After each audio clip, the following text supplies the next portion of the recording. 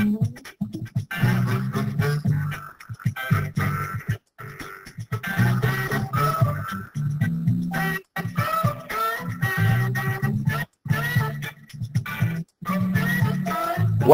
Parcells Middle School.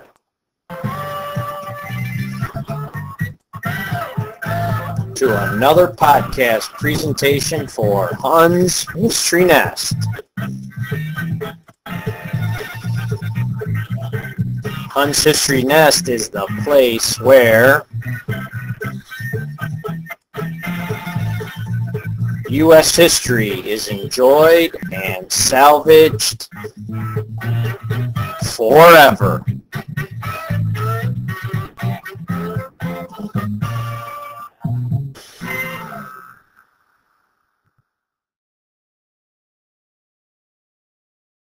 And welcome to this podcast of Colonial Opposition to the Crown. The key here is I'm going to go through the vast majority of this set of notes here to help you sort of get an overall look at how and why the American colonists were upset enough to ultimately later declare independence. Over the course of time, given 80 years, the American colonists had become self-sufficient. And this was done in three areas: politically, socially, and economically. And this slide, technically speaking, is more about this economic portion here, which is because it shows triangular trade, that they can actually make money and exist on their own. The other thing that was upsetting and troubling to the American colonists is they expected to be protected by England, their mother country. And this is an example of that not occurring. Chief Pontiac went on the warpath, and it was very dangerous for American colonists living over here on the frontier in the Ohio Valley, which is seen here in this video clip area. Here on this slide we see two things. Number one, the way England will protect the American colonists from these Native American attacks, and that was to create this Proclamation Line as seen here. Now this Proclamation Line, this is a fictitious line that really isn't going to protect anybody. The other thing is they also created this position known as Prime Minister. Well, it already existed, but they're going to redefine the way this position will be. Now, they will be the overseer of the American colonies rather than just being in England, and they're not elected. Not being elected is something that flies in the face of what the American colonists have been used to. They've been used to what is called direct representation, seen here in the upper right. Now, this was done by way of electing your own people here in the American colonies and colonial governments. And they liked this. They actually didn't mind being taxed by these local governments. But when it came to representation that they did not elect, like George Grenville in this new position as Prime Minister overseeing the American colonies, they're going to be upset with this. This, though, in England was normal. This is called virtual representation. And virtual representation is representation by virtue of being an English citizen. In England, this is how it was done. In Parliament, you did not elect people.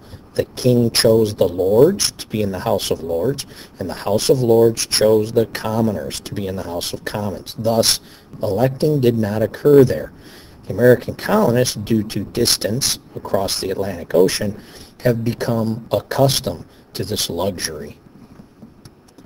Now, ultimately, the number one thing the Parliament, the king, and this Prime Minister want to do is pay off debt. And you'll notice here the debt increased tremendously because of the French and Indian War. And they expect the American colonists to partake in reducing this amount of money. Now, the first actual tax to be enforced in the colonies by George Grenville as Prime Minister is going to be known as the Sugar Act. Now, this isn't new. This has actually been around for quite some time. And this tax, known as the Molasses Act, seen here, has been around for quite some time. He's now actually going to enforce it, though, and force people to pay. Now, the reason for choosing this is because this is where rum comes from. And rum is the primary item that the colonies are profiting from. It's also their main means of exchange or trade because they didn't have much cash money, so they used rum. So this is a way to try and get them to pay. Now the colonists are going to dislike this tax because they consider it to be unfair. And this unfair taxation comes back to that idea we already looked at, which is this concept of external taxation, because they did not elect Grenville, and therefore they shouldn't be taxed by him. Now the biggest problem that Grenville and Parliament, the king also, are going to run into when it comes to taxing colonists is the fact that they don't really have English money, the pound, shilling, things like that. They use their own money, as seen here. This is colonial money, and this is from Massachusetts. And this has been used for quite some time. This is money from their local governments. Now, if you didn't have this money, you might have used up here in the upper left wampum, which are Native American exchange. This is beads, pearls, and things like that. Or, as we already noticed and discussed, rum was a huge thing. Everybody needed rum because rum would stay good, and it was a system of exchange used throughout the frontier. Well, when Grenville's tax collectors collected money, this is what they were getting. It wasn't English money. So things weren't working out very well. What Grenville decided to do then was to make the colonial currency illegal. So he passes the Currency Act, which basically is taking away their mode of exchange. This infuriated them as well.